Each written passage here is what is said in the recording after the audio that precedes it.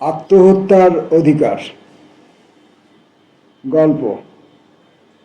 গল্পটির লেখক মানিক বন্দ্যোপাধ্যায়। বর্ষাকালেই ভয়ানক কষ্ট হয়। ঘরের চালটা একেবারে ঝাঁঝরা হইয়া গিয়াছে। কিছু নারিকেল আর তাল পাতা মান সম্ভ্রম বজায় রাখিয়াই কুড়াইয়া সংগ্রহ করা গিয়াছিল। চালের উপর সেগুলি বিছাইয়া দিয়া কোনো লাভ হয় নাই। বৃষ্টি নামিলেই ঘরের মধ্যে সর্বত্র জল পড়ে। বিছানাটা গুটাইয়া ফেলিতে হয়। ভাঙা বাক্স প্যাটরা কয়টা একোণে টানিয়া আনিতে হয়। জামা কাপড়গুলি দড়ি হইতে টানিয়া নামাইয়া পুটুলি করিয়া কোথায় রাখিলে যে ভিজিবে কম তাই নিয়া মাথা ঘামাইতে হয়। বড় ছেলেটা কাঁচা ঘুম ভাঙিয়া কাঁদিতে আরম্ভ করে। আদর করিয়া তাহার কান্না থামানো যায় না, ধমক দিলে কান্না বাড়ে। মেয়েটা বড় হইয়াছে, কাঁদে না, কিন্তু ওদিকে দেয়ালে ঠেস দিয়া বসিয়া এমন করিয়াই চাহিয়া থাকে যে নীলমণির ইচ্ছা হয় চর মারিয়া ওকেও সে কাঁদাইয়া দেয়। এতক্ষণ ঘুমাইবার পর 1 ঘন্টা জাগিয়া বসিয়া থাকিলে কি এমন কষ্ট হয় যে ওই রকম চাহুনি? আকাশ ভাঙিয়া বৃষ্টি নামিয়াছে। ঘরের চাল 7 বছর মেরামত হয় নাই। ঘরের মধ্যে জল পড়াটা নীলমণির এমন কি অপরাধ যে মেয়েটা তাকে ওরকমভাবে নিঃশব্দে গঞ্জনা দিবে? ছোট ছেলেটাকে বুকের মধ্যে লুকাইয়া নিভা একবার এধার একবার ওধার করিয়া বেড়াইতেছিল। বলিল, ওগো, ছাতিটা একবার ধরো, একেবারে ভিজে গেল যে। লক্ষ্মী, ধরো একবার ছাতিটা খুলে, ওর কি শেষে নিউমোনিয়া হবে? নীলমণি বলিল, হয়তো হবে, বাঁচবে। নিভা বলিল, বালাই 60। শ্যামা, তুইও তো ধরতে পারিস ছাতাটা একটু। শ্যামা নীরবে ভাঙা ছাতিটা নিভার মাথার উপরে ধরিল। ছাতি মেলিবার বাতাসে প্রদীপের শিখাটা কাঁপিয়া গেল। প্রদীপে তেল পুড়িতেছে, অপচয়, কিন্তু উপায় নাই। চাল ভেদ করা বাদলে ঘর যখন ভাসিয়া যাইতেছে তখনকার বিপদে প্রদীপের আলোর একান্ত প্রয়োজন। জিনিসপত্র লইয়া মানুষগুলো এ কোণ ও কোণ করিবে কেমন করিয়া? এক ছিলিম তামাক দে শ্যামা, নীলমণি হুকুম দিল। শ্যামা বলিল, ছাতাটা ধরো তবে। নীলমণি আকাশের বজ্রের মতো ধমকাইয়া উঠিল, ফেলে দে ছাতি, চুলোয় গুঁজে দে। আমি ছাতা ধরবো তবে উনি তামাক সাজবেন, হারামজাদি। তামাক অবিলম্বেই হাতের কাছে আগাইয়া আসিল। ঘরের পশ্চিম কোণ দিয়া কলের জলের মতো মোটা ধারায় জল পড়িয়া ইতিমধ্যেই একটা বালতি ভরিয়া গিয়াছে। সেই জলে হাত ধুইয়া শ্যামা বলিল, তামাক আর একটুখানি আছে বাবা। দুঃসংবাদ। এত বড় দুঃসংবাদ প্রদানকারিণীকে একটা গাল দিবার ইচ্ছা নীলমণিকে অতি কষ্টে চাপিয়া যাইতে হইল। নীলমণি ভাবিল, বিনা তামাকে এই গভীর রাত্রির লড়াই জিতিবে কেমন করিয়া? ছেলের কান্না 2 কানে তীরের ফলার মতো বিঁধিয়া চলিবে। মেয়েটার মুখের চাহনি লঙ্কা বাটার মতো সারাক্ষণ মুখে লাগিয়া থাকিবে। নিউমোনিয়ার সঙ্গে নিভার ব্যাকুল কলহ চাহিয়া দেখিতে দেখিতে শিহরিয়া শিহরিয়া মনে হইবে বাঁচিয়া থাকাটা শুধু আজ এবং কাল নয়, মুহূর্তে মুহূর্তে নিষ্প্রয়োজন। আর ঘরে এখন আছে শুধু একটুখানি তামাক। তামাক আনানো হয় নাই কেন জিজ্ঞাসা করিতে গিয়া নীলমণি চুপ করিয়া রহিল। প্রশ্ন করা অনর্থক। জবাব সে পরশু হইতে নিজেই সৃষ্টি করিয়া রাখিয়াছে, পয়সা নাই।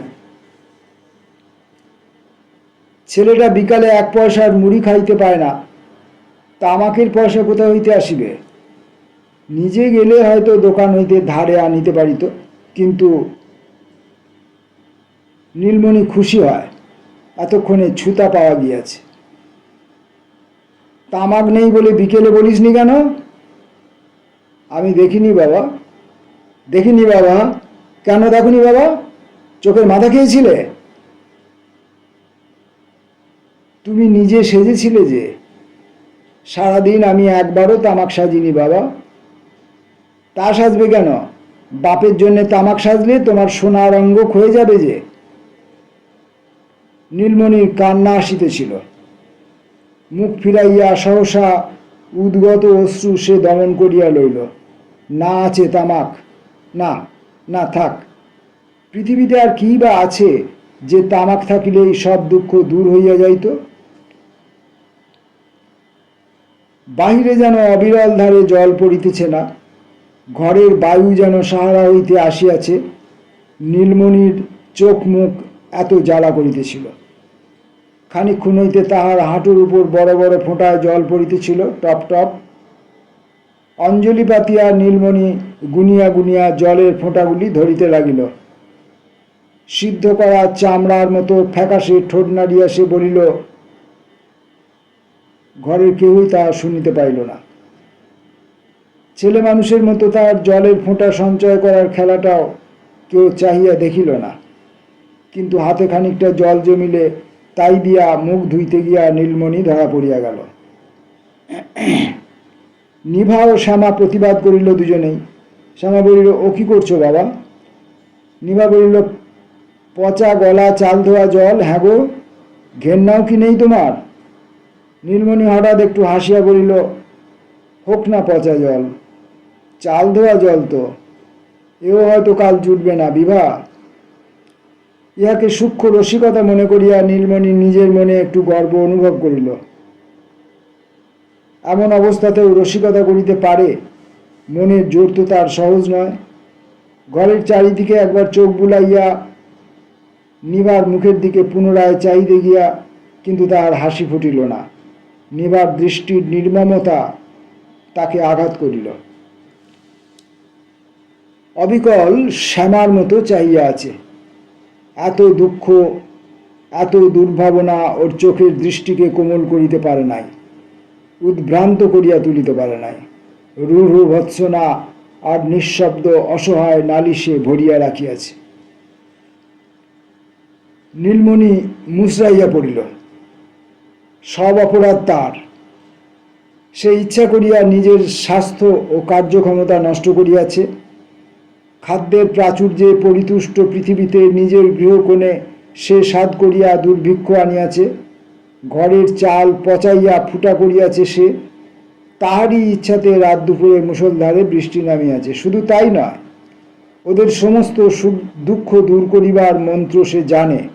মুখে ফিসফিস করিয়া হোক, মনে মনে নিঃশব্দে হোক, ফুসমন্তরটি একবার আওড়াইয়া দিলেই তার এই ভাঙা ঘর সরকারদের পাকা দালান হইয়া যায়। আর ঘরের কোণার ওই ভাঙা বাক্স চোখের পলকে মস্ত লোহার সিন্দুক হইয়া ভিতরে টাকা ঝমঝম করিতে থাকে। টাকার ঝমঝমানিতে বৃষ্টির ঝমঝমানি কোনো মতেই আর শুনিবার উপায় থাকে না। কিন্তু মন্ত্রটা সে ইচ্ছা করিয়া বলিতেছে না। ঘণ্টাখানেক এমনিভাবে কাটিয়া গেল। নিভা একসময় জিজ্ঞাসা করিল, আগা রাত কত? তা হবে 2-3টে হবে। একটা কিছু ব্যবস্থা করো, সারা রাত জল না ধরলে এমনি করে বসে বসে ভিজব। বসে ভিজতে কষ্ট হয় তো দাঁড়িয়ে দাঁড়িয়ে ভেজো। নিভা আর কিছু বলিল না। ছেঁড়া আলো আন্টি দিয়া কোলের শিশুকে আরো ভালো করিয়া ঢাকিয়া রুক্ষ চুলের উপর খসিয়া পড়া ঘোমটাটি তুলিয়া লইল। স্বামীর কাছে মাথায় কাপড় দেওয়ার অভ্যাস সে এখনো কাটাইয়া উঠিতে পারে নাই। ছাতি ধরিয়া আর দাঁড়াইয়া থাকিতে না পারিয়া শ্যামা তার গা ঘেঁষিয়া বসিয়া পড়িয়াছিল। মধ্যে মধ্যে তার শিহরণটা নিভা টের পাইতে লাগিল। কাঁপছিস কেন শ্যামা? শীত করছে? শ্যামা কথা বলিল না, একটু মাথা নাড়িল মাত্র। নিভা বলিল, তবে ভালো করেই ছাতাটা ধর বাবু, খোকার গায়ে ছিটে লাগছে। আঁচল দিয়ে সে খোকার মুখ মুছিয়ে দিল। ফিসফিস করিয়া আপন মনে বলিল, কত জন্ম পাপ করেছিলাম তার এই শাস্তি। নীলমণি শুনিতে পাইল, কিন্তু কিছু বলিল না। মন তার সজাগ, নির্মমভাবে সজাগ, কিন্তু চোখের পাতা দিয়া দুই চোখকে সে অর্ধেক আবৃত করিয়া রাখিয়াছে। দেখিলে মনে হয় একান্ত নির্বিকার চিত্তেই সে ঝিমাইতেছে। কিন্তু নীলমণি সবই দেখিতে পায়। তার স্তিমিত দৃষ্টিতে শ্যামার মুখ তেরছা হইয়া বাঁকিয়া যায়। প্রদীপের শিখাটা ফুলিয়া ফাঁপিয়া ওঠে। দেয়ালের গায়ে ছায়াগুলি সহসা জীবন পাইয়া গুটিয়া রাখা জীবনের উপর উপুর হইয়া নিমু ঘুমাইয়া পড়িয়াছে। বিরক্তির তাহার সীমা থাকে না। তবে মনে হয় ছেলেটা তাকে ব্যঙ্গ করিতেছে। দুই পা মেঝের জলস্রোতে প্রসারিত করিয়া দিয়া আকাশের গলিত মেঘে অর্ধেকটা শরীর ভিজাইতে ভিজাইতে ওইটুকু ছেলের অমন করিয়া ঘুমাইয়া পড়া আর কি মানে হয়? এর চেয়ে ও যদি নাকি সুরে টানিয়া টানিয়া শেষ পর্যন্ত কাঁদিতে থাকিত, তাও নীলমণির ভালো ছিল। এ সহ্য হয় না। সন্ধ্যায় ও পেট ভরিয়া খাইতে পায় না। ক্ষুধার জ্বালায় মাকে বিরক্ত করিয়া পেটের জ্বালায় চোখের জল ফেলিতে ফেলিতে ঘুমাইয়াছিল। হয়তো রূপকথার পোষা বিড়ালটি এই বাদলে রাজবাড়ির ভালো ভালো খাবার ওকে চুরি করিয়া আনিয়া দিতে পারে নাই। হয়তো ঘুমের মধ্যেই ওর গালে চোখের জলের শুকনো দাগ আবার চোখের জলে ভিজিয়া গিয়াছিল। এত রাত্রে দুঃখের এই প্রকৃত বন্যায় ভাসিতে ভাসিতে ও তবে ঘুমায় কোন হিসাবে? নিমুকে তুলে দিত শ্যামা। নিভা প্রতিবাদ করিয়া বলিল, কেন তুলবে কেন? ঘুমোচ্ছে, ঘুমোক। ঘুমোচ্ছে না ছাই, ইয়ার্কি দিচ্ছে, ঢং করছে। হ্যাঁ, ইয়ার্কি দিচ্ছে, ঢং করছে, যেমন তোমার কথা। ঢং করার মতোই সুখে আছে কি না? আধঢাকা চোখ নীলমণি একেবারে বন্ধ করিয়া ফেলিল। ওরা যা খুশি করুক, যা খুশি বলুক, সে আর কথাটি কহিবে না। খানিক পরে নিভা বলিল, দেখো, এমন করে তো আর থাকা যায় না। সরকারদের বাইরের ঘরটাতে উঠি গে, চলো। নীলমণি চোখ না খুলিয়াই বলিল, না। নিভা রাগ করিয়া বলিল, তুমি যেতে না চাও থাকো, আমি ওদের নিয়ে যাচ্ছি। নীলমণি চোখ মেলিয়া চাহিল। না, যেতে পাবে না। ওরা ছোট লোক। সেবার কি বলেছিল মনে নেই? বললে আর করছো কি শুনি? রাত দুপুরে বিরক্ত করলে অমন সবাই বলে থাকে। নীলমণি ব্যঙ্গ করিয়া বলিল, বলে থাকে। রাত দুপুরে বিপদে পড়ে মানুষ আশ্রয় নিতে গেলে বলে থাকে। এ কি জ্বালাতন! ওইটুকু শিশুর জন্য একটু শুকনো ন্যাকড়া চাইলে বলে থাকে। জামা কাপড় সব ভিজে। ময়লা আবার ভয়ে ফরাস তুলে নিয়ে ছেঁড়া শতরঞ্জি অতিথিকে পেতে দেয়। যেতে হবে না, বাস। নিভা অনেক সহ্য করিয়াছে, এবার তার মাথা গরম হইয়া গেল। ছেলে মেয়ে বউকে বর্ষাকালে মাথা গুঁজবার ঠাঁই দিতে পারে না। অত মান অপমান জ্ঞান কি জন্যে? আজ বাদে কাল ভিক্ষে করতে হবে না? নীলমণি বলিল, চুপ। এক ধমকেই নিভা অনেকখানি ঠান্ডা হইয়া গেল। চুপ করেই আছি চিরটা কাল। অন্য মানুষ হলে হাতের কাছে ঘটিটা তলিয়া লইয়া নীলমণি বলিল, চুপ চুপ, একদম চুপ। আর একটি কথা বললে খুন করে ফেলব। কেউ কথা বললে না। নিভা একেবারে নিভিয়া গেল। শ্যামা ঢুলিতে আরম্ভ করিয়াছিল। বাপের গর্জনে সে চমকাইয়া সজাগ হইয়া উঠিল। কান পাতিয়া শুনিয়া বলিল, মা, ভুলু দরজা আঁচড়াচ্ছে। গরিবের মেয়ে, হা ঘরের বউ, নিভার মেরুদণ্ড বলিতে কিছু অবশিষ্ট ছিল না। কিন্তু তার বদলে যা ছিল, নিরপরাধ মেয়ের উপর ঝাঁপিয়ে উঠবার পক্ষে তাই যথেষ্ট। আঁচড়াচ্ছে তো কী হবে? কোলে তুলে নিয়ে এসে নাচো। ভালো করে ছাতি ধরে থাকো শ্যামা, মেরে পিঠের ছাল চামড়া তুলে দেব। নীলমণি বলিল, আমার লাঠিটা কই রে? শ্যামার মুখ পাংশু হইয়া গেল। সে মিনতি করিয়া বলিল, মেরো না বাবা, দরজা না খুললে ও আপনি চলে যাবে। তোকে মাতব্বরি করতে হবে না, বুঝলি? চুপ করে থাক। বাঁ পাটি আংশিকভাবে অবশ, হাতে ভর দিয়া নীলমণি কষ্টে উঠিয়া দাঁড়াইল। ঘরের কোনায় তার মোটা বাঁশের লাঠিটা ঠেস দেয়া ছিল। খোঁড়াইতে খোঁড়াইতে গিয়া লাঠিটা সে আয়ত্ত করিল। উঠানবাসী লোমহীন নির্জীব কুকুরটার ওপর তার সহসা এত রাগ হইল কেন কে জানে। বেচারি খাইতে পায় না, কিন্তু প্রায়ই অদৃষ্টে প্রহার জোটে। তবু সে এখানেই পড়িয়া থাকে, সারা রাত শিয়াল তাড়ায়। শ্যামা একটু করুণার চোখে না দেখিলে এতদিনে ওর অক্ষয় স্বর্গলাভ হইয়া যাইত। কিন্তু নীলমণি কুকুরটাকে দেখিতে পারে না। ধুঁকিতে ধুঁকিতে লাথি ঝাঁটা খাইয়া মৃত্যুর সঙ্গে ওর লজ্জাকর সকরুণ লড়াই দেখিয়া তার ঘৃণা হয়, গা জ্বালা করে। শ্যামা আবার বলিল, মেরো না বাবা, আমি তাড়িয়ে দিচ্ছি। নীলমণি দাঁতে দাঁত ঘষিয়া বলিল, মারব? মার খেয়ে আজ রেহাই পাবে ভেবেছিস? আজ ওর ভবযন্ত্রণা দূর করে ছাড়ব। ভবযন্ত্রণা নিঃসন্দেহ, কিন্তু শ্যামা শুনিবে কেন? পেটের ক্ষুধায় এখনো তার কান্না আসে।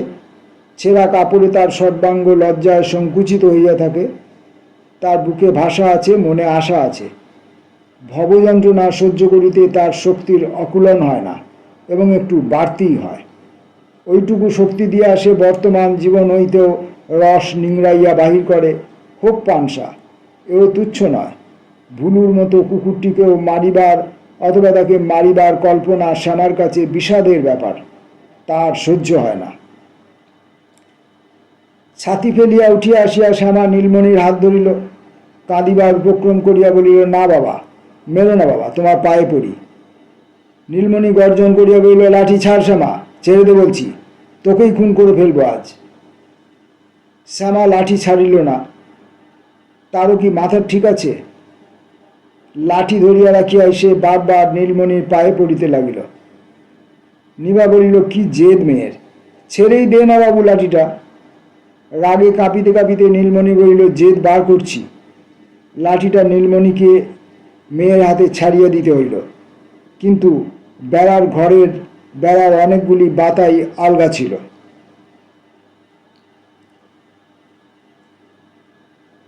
মেয়েকে মারিয়া নীলমণির মন এমন খারাপ হইয়া গেল বলিবার নয়। না মারিয়া অবশ্য উপায় ছিল না। ওরকম রাগ হইলে সে কখনো সামলাইতে পারে নাই, কখনো পারিবেও না। মন খারাপ হওয়ার কারণটাও হয়তো ভিন্ন, কে বলিতে পারে। মেয়েকে না মারিয়াও তো মাঝে মাঝে তার মরিতে ইচ্ছা করে। জীবনের লজ্জা, দুঃখ, রোগ, মৃত্যু, শোকের তো অভাব নাই। মন খারাপ হইবার কারণ 10 বছর জ্বর ভোগা করিয়া যেমন হয়, তেমনি মন খারাপ হইবার কারণ জাগিয়া থাকার প্রত্যেকটি মুহূর্তে এবং ঘুমানোর সময় দুঃস্বপ্নে। কয়েক মিনিট আগে বৃষ্টি একটু ধরিয়া আসিয়াছিল। হঠাৎ আবার আগের চেয়ে আরো জোরে আরম্ভ হইল। নীলমণির মান অপমান জ্ঞানটা এবার আর টিকিল না।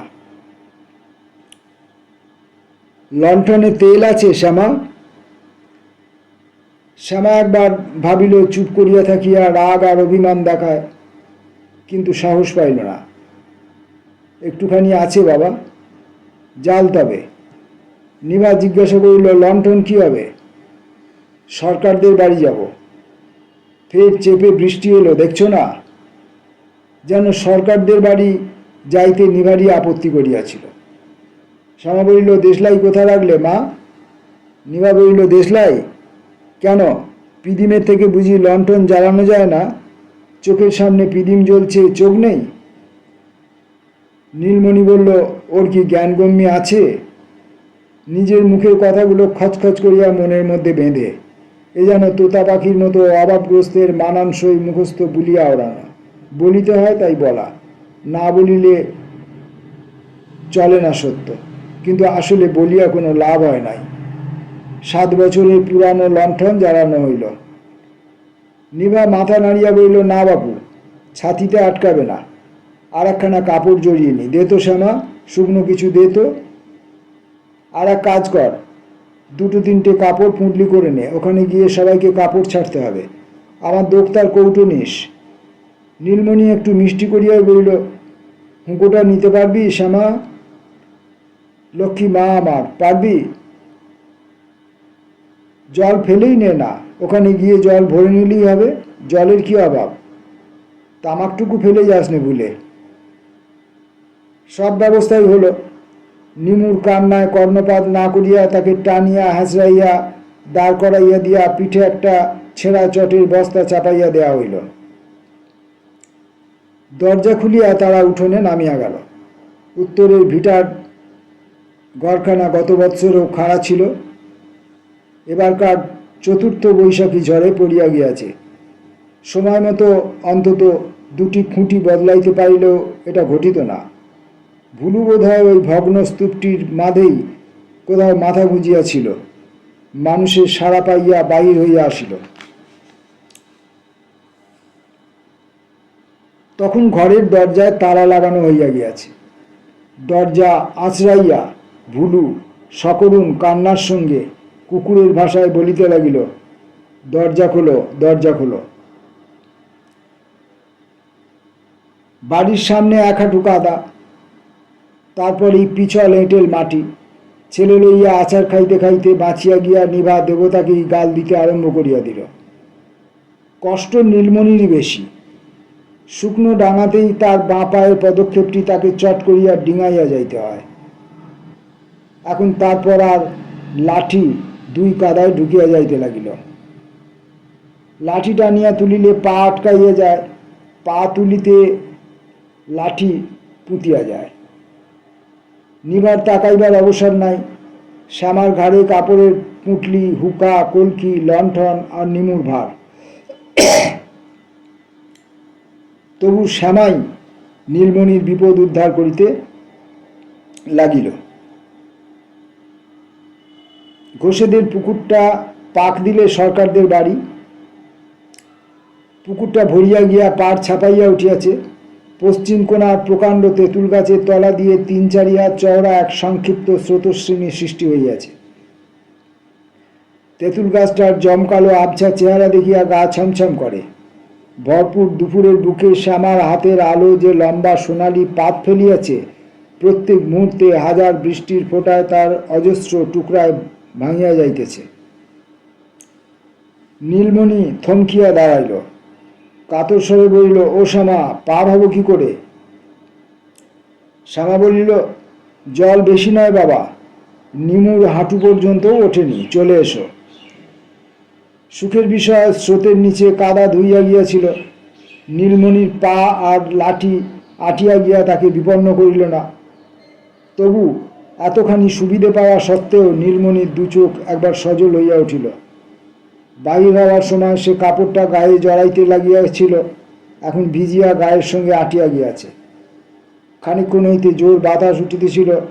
নীলমণির শীত করিতে লাগিল। জগতে কোটি কোটি মানুষ যখন উষ্ণ শয্যায় গাঢ় ঘুমে পাশ ফিরিয়া পরিতৃপ্তির নিঃশ্বাস ফেলিতেছে, সপরিবারে অক্ষম দেহটা টানিয়া টানিয়া সে তখন চলিয়াছে কোথায়?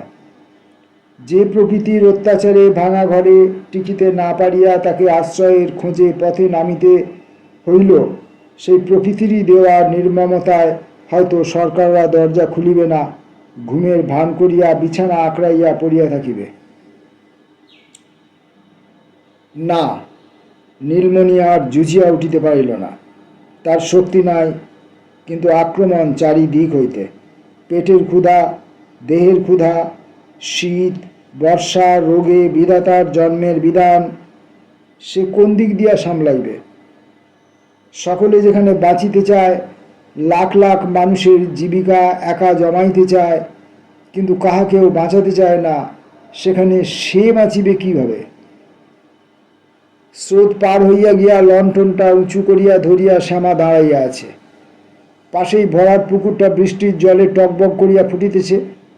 নীলমণি সাঁতার জানিত না, কিন্তু জানিত যে পুকুরের পাড়টা এখানে একেবারে খাড়া, একবার গড়াইয়া পড়িলে অথই জল, আর উঠিতে পারিবে না।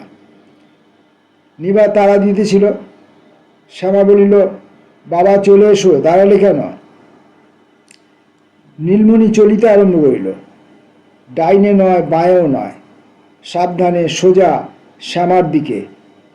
হঠাৎ শ্যামা চিৎকার করিয়া উঠিল, মা গো, সাপ! পরক্ষণে আনন্দে গদগদ হইয়া বলিল, সাপ নয় গো, সাপ নয়, মস্ত শোল মাছ ধরেছি বেটাকে। ইহ, কি পিচ্ছল! তাড়াতাড়ি আগাইবার চেষ্টা করিয়া নীলমণি বলিল, শক্ত করে ধর, দুহাত দিয়ে ধর, পালালে কিন্তু মেরে ফেলবো শ্যামা। সরকাররা বছর তিনেক দালান তুলিয়াছে, এখানে বাড়ি শুদ্ধ সকলে বাড়ি বাড়ি করিয়া পাগল, বলে বেশ হয়েছে না, দোতলায় দুখানা ঘর তুললে ব্যাস, আর দেখতে হবে না। অনেকক্ষণ ডাকাডাকির পর সরকারদের বড় ছেলে বাইরের ঘরের দরজা খুলিল, বলল, ব্যাপার কি, ডাকাত নাকি? নীলমণি বলল, না ভাই, আমরা ঘরে তো টিকতে পারলাম না, সব ভেসে গেছে। ভাবলাম তোমাদের বৈঠকখানায় তো কেউ শোয় না, রাতটুকু ওখানেই কাটিয়ে আসি। বড় ছেলে বলল, সন্ধেবেলায় এলেই হতো। নীলমণি কষ্টে একটু হাসিল। সন্ধ্যায় কি কষ্ট ছিল ভাই? দিব্যি ফুটফুটে আকাশ, মেঘের চিহ্ন নেই, রাত দুপুরে হঠাৎ জল আসবে কে জানত। নিভা ছাতি বন্ধ করিয়া ঘোমটা দিয়া দাঁড়াইয়াছিল। মাসিকের ছবির সদ্য স্নাতার অবস্থায় পড়িয়া শ্যামা লজ্জায় মার অঙ্গে অঙ্গ মিশাইয়াছে। নিবার এটা ভালো লাগিতেছিল না, কিন্তু বড় ছেলের সামনে কিছু বলিবার উপায় নাই। বড় ছেলে বলিল, বেশ থাকুন, কিন্তু চৌকি পাবেন না, চৌকিতে আমার পিসে শুয়েছে, আপনাদের মেঝেতে শুতে হবে। তা হোক ভাই, তা হোক, মেঝেতে না, মেঝেতে হলেই ঢের। একখানা কম্বল টম্বল ওই কোণে চট আছে। বড় ছেলে বাড়ির মধ্যে চলিয়া গেল। নীলমণি ঝাঁঝালো হাসিয়া বলিল, দেখলে, তখনই বলেছিলাম, শুধু মারতে বাকি রাখবে। নীলা বলিল, ঘরে যে থাকতে দিয়েছে তাই ভাগ্যি বলে যেন। নীলমণি তৎক্ষণাৎ সুর বদলাইয়া বলিল, তা ঠিক। ঘরে অর্ধেকটা জুড়িয়া চৌকি পাতা, বড় ছেলের পিঠে আগাগোড়া চাদর মুড়ি দিয়া তাহাতে কাত হইয়া শুইয়া আছে। শ্যামা লণ্ঠনটা মেঝেতে নামাইয়া রাখিয়া বলিয়াছিল, চৌকির উপর আলো পড়ে নাই, তবু এবারে আত্মীয়কেও ফরাস করিয়া তুলিয়া শুধু শতরঞ্জির উপরে শুইতে দেওয়া হইয়াছে। এটুকু ঢের পাইয়া নীলমণি একটু খুশি হইল। বড় ছেলের পিসে, আপনার লোক, সে যদি ওরকম ব্যবহার পাইয়া থাকে, তবে তারা যে লাথি ঝাঁটা পায় নাই, ইহাই আশ্চর্য। চারিদিকে চাহিয়া নীলমণির খুশির পরিমাণ বৃদ্ধি পাইল। সুখসজ্জা না জুটুক, নিবাত শুষ্ক মনোরম আশ্রয় তো জুটিয়াছে। ঘরের এদিকে একটিমাত্র কোণে জানলা খোলা ছিল, নিবা ইতিমধ্যেই সেটি ভালো করিয়া বন্ধ করিয়া দিয়াছে। বাস, বাহিরের সঙ্গে তাদের আর কোনো সম্পর্ক নাই। আকাশটা এক রাত্রেই গলিয়া নিঃশেষ হইয়া যাক, ঝড় উঠুক, শিল পড়ুক, পৃথিবীর সমস্ত খড়ের ঘরগুলি ভাঙিয়া পড়ুক, তারা টেরও পাইবে না। নীলমণির মেজাজ যেন ম্যাজিকে ঠান্ডা হইয়া গিয়াছে। তার কণ্ঠস্বর পর্যন্ত মোলায়েম শোনাইল। ও শ্যামা, দাঁড়িয়ে থাকিস নে মা, চটগুলি বিছিয়ে দে চট করে, একটু গড়াই। আহা, ভিজে কাপড়টা ছেড়েই নে আগে, তাড়াতাড়ি কি আছে, এতক্ষণ গেলই না, আরও খানিক্ষণ। ও শুনছ, দাও না, খোকাকে চৌকির এক পাশেই শুয়ে দাও না, দিয়ে তুমি কাপড়টা ছেড়ে ফেলো। গলা নামাইয়া ফিসফিস করিয়া ভদ্রলোক ঘুমোচ্ছেন। অত লজ্জাটা কিসের শুনি? লজ্জা করে দরজা খুলে বারান্দায় চলে যাও না। কাপড় ছাড়া হইল, বাইরে এখন পুরো দামে ঝড় উঠিয়াছে, ঘরের কোথাও এতটুকু ছিদ্র নাই, কিন্তু বাতাসের কান্না শোনা যায়, চাপা একটা না শাঁসা শব্দ। তাদের, নীলমণি আর তাদের পরিবারকে নাগালের মধ্যে না পাইয়া প্রকৃতি যেন ফুঁসিতেছে। নীলমণির মনে হইল এ একরকম শাসানো। পঞ্চভূতের মধ্যে যাহার ভাষা আছে, সে ক্রুদ্ধ নিঃশ্বাস ফেলিয়া বলিতেছে, আজ বাঁচিয়া গেলে, কিন্তু কাল, কাল কি করিবে? পরশু, তারপর দিন, তারও পরের দিন। শ্যামা চট বিছাইতেছিল। মাগো, কি গন্ধ! নিবা বলিল, নে, ঢং করতে হবে না, তাড়াতাড়ি কর। নীলমণি বলিল, ঝেড়ে ঝেড়ে পাত না। নিবা বলিল, না না, ঝাড়িস না, ধুলোয় চারদিক অন্ধকার হয়ে যাবে। নিভা ছেলেকে স্তন দিতেছিল। কথাটা শেষ করিয়াই সে দমক মারিয়া চৌকির দিকে পিছন করিয়া বসিল। নীলমণি চাহিয়া দেখিল বড় ছেলের পিঠে চাদর ফেলিয়া চৌকিতে উঠিয়া বসিয়াছে। লণ্ঠনের স্তিমিত আলোয় পিসের মূর্তি দেখিয়া নীলমণি শিহরিয়া উঠিল। একটা সব যেন সহসা বাঁচিয়া উঠিয়াছে। মাথার চুল প্রায় ন্যাড়া করিয়া দেওয়ার মতো ছোট ছোট করিয়া ছাটা, চোখ যেন অর্ধেকটা ভেতরে চলিয়া গিয়াছে, গালের ঢিলা চামড়ার তলে হাড় উঁচু হইয়া আছে, বুকের সবগুলি পাঁজর চোখ বুঝিয়া গোনা যায়। বুকের বাঁ পাশে ঠিক চামড়ার নিচেই হৃৎপিণ্ডটা ধুকধুক করিতেছে। পিসের নিঃশ্বাসের জন্য হাঁপাইতেছিল। খানিক পরে ক্ষীণ স্বরে বলিল, একটা জানালা খুলে দিন। নীলমণি সবাই বলিল, দে তো শ্যামা, জানলাটা খুলে দে। শ্যামা আরও বেশি ভয়ে বলিল, ঝড় হচ্ছে যে বাবা। হোক, খুলে দে। শ্যামা পশ্চিমের ছোট জানালাটি খুলিয়া দিল। ঝড় পূর্ব দিক হইতে বহিতেছিল। মাঝে মাঝে এলোমেলো একটু বাতাস আর ছিটে ফোটা একটু বৃষ্টি ঘরে ঢোকা ছাড়া জানলাটি খুলিয়া দেওয়ায় বিশেষ কোনো মারাত্মক ফল হওয়ার সম্ভাবনা ছিল না। কিন্তু ভীরু নিভা ছেলের গায়ে আরও এক পরত কাপড় জড়াইয়া দিল। পিসি বলিল, ঘুমের ঘোরে কখন চাদর মুড়ি দিয়ে ফেলেছি, আর একটু হলেই দম আটকাত। বাপ। নীলমণি জিজ্ঞাসা করিল, আপনার অসুখ আছে নাকি? পিসে ভৎসনার চোখে চাহিয়া বলিল, খুব মোটা সোটা দেখছেন বুঝি? অসুখ না থাকলে মানুষের এমন চেহারা হয়? 4 বছর ভুগছি মশাই, মরে আছি একেবারে। জম বেটাও কানা, এত লোককে নিচ্ছে, আমার চোখে দেখতে পায় না। যে কষ্টটা পাচ্ছি মশাই, শত্রুও যেন। ব্যাপারটা কি? পিসে রাগিয়া বলিল, টের পান না? এমন করে শ্বাস টানছি, দেখতে পান না? পাবেন কেন? আপনার কি? যার হয় সে বোঝে। বোঝা গেল পিসের মেজাজটা খিটখিটে। নীলমণি নম্রভাবে সান্ত্বনা দিয়া বলিল, আহা, সেরে যাবে, ভালো মতো চিকিৎসা হলেই সেরে যাবে। পিসে বলিল, সারবে। আম কাঠের তলে গেলে সারবে। চিকিৎসার কি আর কিছু বাকি আছে মশাই? ডাক্তার, কোবরে, জলপোড়া কিছুটি বাদ যায়নি। আজ 4 বছর ডাঙায় তোলা মাছের মতো খাবি খাচ্ছি, কোনো ব্যাটা সারাতে পারল না। কথার মাঝে মাঝে পিসে হাঁপড়ের মতো শ্বাস টানে, একবার থামিয়া গিয়া ডাঙায় তোলা মাছের মতোই কপাল তুলিয়া তুলিয়া খাবি খায়। নীলমণির গায়ে কাঁটা দিতে লাগিল। বাতাস, পৃথিবীতে কত বাতাস, তবুও ফুসফুস ভরাইতে পারে না। অন্নপূর্ণার ভাণ্ডারে সে উপবাসী। 50 মাইল গভীর বায়ুস্তরে ডুবিয়া থাকিয়া ওর দম আটকাইল। পিসে বলিল, কি করে জানেন? বলে, ভয় কি, সেরে যাবে। কি করে জানেন? বলে, ভয় কি, সেরে যাবে। বলে সবাই টাকা নেয়, চিকিৎসা করে। শেষে বলে, না বাপু, তোমার সারবে না, এসব ব্যারাম সারে না। আমি বলি, ওরে চোর ডাকাত ছুঁচোর দল, সারাতে পারবি না তো মেরে ফেল, দে মারার ওষুধ দে। উত্তেজনায় পিসে জোরে জোরে হাঁপাইতে লাগিল। নীলমণি কথা বলিল না। তাহার আরক্ত বিনিদ্র দুটি চোখ কেবল মিটমিট করিতে লাগিল। তেল কমিয়া আসায় আলুটা দপদপ করিতেছে, এখন নিবিয়া যাইবে।